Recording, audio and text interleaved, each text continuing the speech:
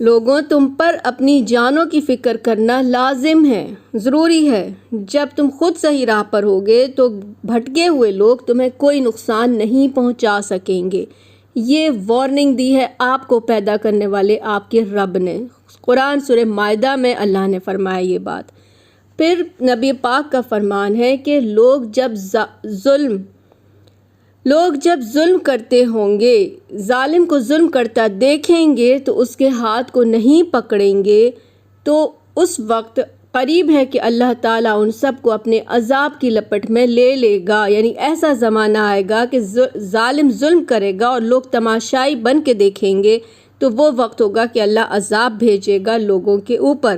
آپ دیکھ لو آج کل کیا ہو رہا ہے، الگ الگ شکلوں میں انسانوں پر عذاب آ رہے ہیں، کیونکہ صرف آج کل ہم ویڈیو بنا کے سوشل میڈیا پہ ڈالتے ہیں، ظالم کو نہیں روکتے۔